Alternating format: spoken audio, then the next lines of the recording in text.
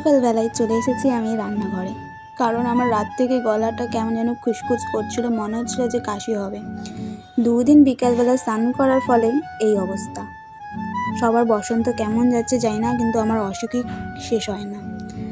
আর সকালবেলা উঠেই লাগছিল ঠান্ডা, তাই জন্য শল উড়িয়ে নিয়েছি।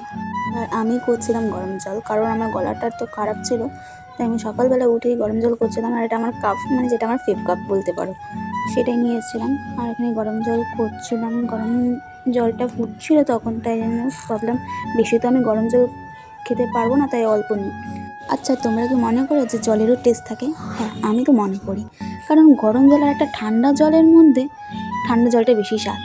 আমি এই পুরো ঠান্ডার মধ্যে ঠান্ডা জল খেয়ে গেছি, কিন্তু আমার কোনো দিন কাশি হয়নি।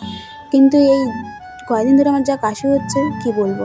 তবে আমি চুলটা এখানে খুলে নিয়েছিলাম, এটা আমার কার্লি চুল, আমার খুব ভালো লাগে কার্লি জিনিস, কিন্তু আমার ওরকমও কার্লি নেই, কিন্তু ঠিকঠাকই আছে। তারপর আমি চুলটা বেঁধে নিয়েছিলাম। সকালবেলা না চিরুনি করতে সেরকমও ভালো লাগে না, তাই জন্য করি না, আমি তো উঁচু করে বেঁধে নিই, মানে এরকম করেই বেঁধে নিই, মানে ভালো লাগে। তারপর আমি এখানে রেডি হচ্ছিলাম, যে একটু আমাকে বাজারে যেতে বলছিল বাড়ি থেকে, তো চলো বাজারে যাওয়া যাক।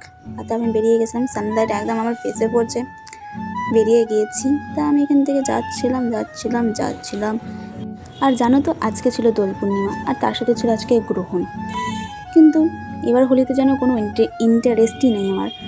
সব কিছু ছোটোবেলায় ভালো লাগে, বড় হলে আর ভালো লাগে না। তারপরে আমি এখানে কালারের দোকানে এসেছিলাম, কালার দেখছিলাম। তারপরে আমি জিনিস নিয়ে বাড়ি যাচ্ছিলাম। সোয়াবিন আমার একটুকুও ভালো লাগে না খেতে, তবুও আমাকে নিয়ে যেতে হচ্ছে। তাই এখানে দিদি মুড়ি মেখেছিলো, বললো মুড়ি আর চা খা, দেখ গলার খুশখুশানিটা কমে যাবে।